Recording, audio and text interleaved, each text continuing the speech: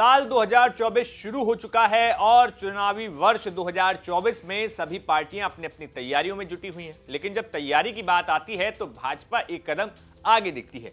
अब इन तैयारियों के बीच जो प्लान भाजपा ने तैयार किया है उसके बाद समाजवादी पार्टी की टेंशन मानो बढ़ने को है। वो हम इसलिए कह रहे हैं क्योंकि जो सूत्रों से खबर आई है उसके बाद भाजपा का प्लान सुनकर आप भी चौंक जाएंगे। नमस्कार, मेरा नाम है मोहित कुशवाहा और आप देख रहे हैं यूपी तक। तो बात ऐसी है कि भाजपा ने प्लान तैयार किया है कि जनवरी के आखिरी सप्ताह में या फिर फरवरी के पहले सप्ताह में वो उन सीटों पर प्रत्याशियों की घोषणा कर देगी जहां पर भाजपा बहुत मजबूत है, जहां पर भाजपा के बड़े चेहरे लड़ेंगे और जहां पर भाजपा अपने आप को सबसे ज्यादा कमजोर मानती है या फिर जहां पर भाजपा ने 2019 में चुनाव हार दिया था। यानी कि भाजपा जो है विन और लॉस दोनों सीटों पर फरवरी के पहले सप्ताह तक नाम जारी कर देगी। अब अगर इन सीटों को लेकर बात करें तो यहां पर पहले तो प्रधानमंत्री मोदी, अमित शाह और राजनाथ सिंह के नाम आते ही हैं, लेकिन उत्तर प्रदेश की वो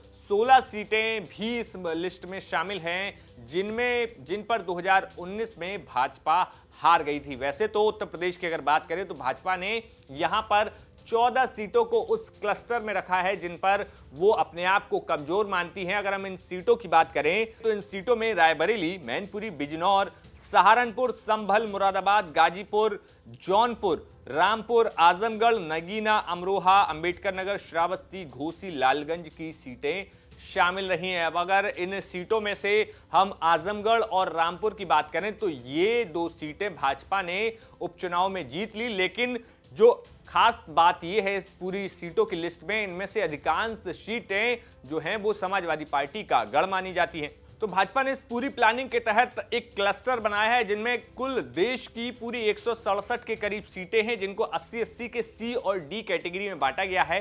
इन सी और डी कैटेगरी में 45 मंत्रियों की ड्यूटी यानी कि जिम्मेदारी दी जाएगी उनको कि वो 2 से 3 सीटों पर अपनी जिम्मेदारी लें, उन सीटों पर भाजपा की जीत सुनिश्चित करें। अब इसके साथ ही साथ भाजपा ने एक और नया ट्विस्ट यहां पर किया है। भाजपा का प्लान यह है कि 2024 के चुनाव में जो 70 साल से ज्यादा के उम्मीदवार हैं उनके वो टिकट काट सकती है, क्योंकि भाजपा का मानना है कि जो नई लीडरशिप है वो उसको आगे बढ़ाया जाए, जो नए नेता हैं उनको आगे लाया जाए। इसके साथ ही साथ भाजपा का प्लान में ये बात भी शामिल है कि जो सांसद 3 बार सांसद रह चुके हैं उनके भी वो टिकट काट सकती है। तो ये अपने आप में बड़ी चौंकाने वाली बात है कि आखिर किन चेहरों के टिकट कटने वाले हैं। और जो 70 वर्ष जो उम्र का एज जो 2019 के चुनाव के दौरान 75 साल था, लेकिन जिसके बाद चाहे वो आडवाणी हो चाहे मुरली मनोहर जोशी हो, तमाम नेताओं के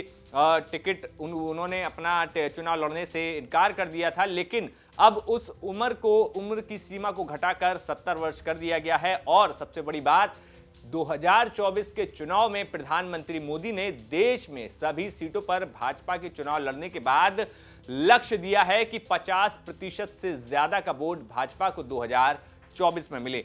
लेकिन 2024 की हम बात कर रहे हैं तो जो भाजपा की प्लानिंग है उस पर आखिर अखिलेश यादव कैसे टैकल करते हैं ये अब देखने वाली बात होगी। बाकी आपका भाजपा की राजनीति और उनकी इस प्लानिंग पर क्या कुछ कहना है? क्या अखिलेश यादव भाजपा की स्ट्रेटेजी को तोड़ पाएंगे? वो भी हमें कमेंट बॉक्स में जरूर बताइए। तब तक देखते रहिए यूपी तक।